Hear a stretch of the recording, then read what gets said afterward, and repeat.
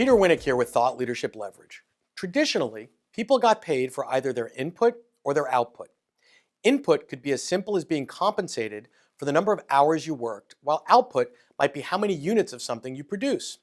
This model still holds for many people in a wide variety of trades and professions. However, in the world of knowledge workers and content, it gets a little bit fuzzy.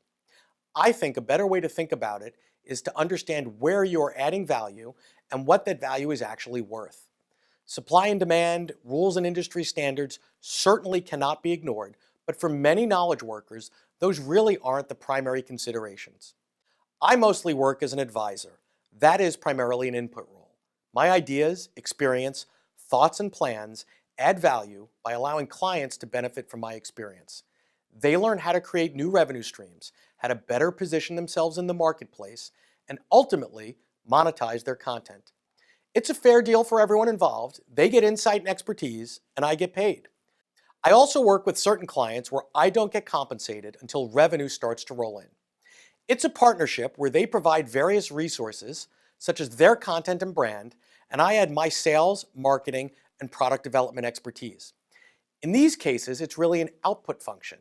We sell a consulting project, a training program, or license a video-based learning system, and we both make money. We're sharing the risk and working with higher stake than when I serve as a consultant.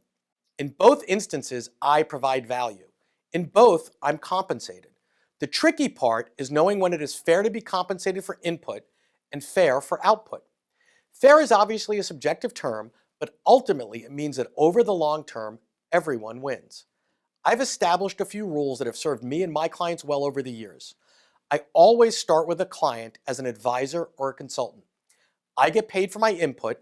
I'm confident they'll receive value equal to or greater than my fee, and we develop a relationship. If we feel it's mutually beneficial, we may move the relationship to an output role. In those instances, both of our respective needs need to be met or the relationship will not thrive.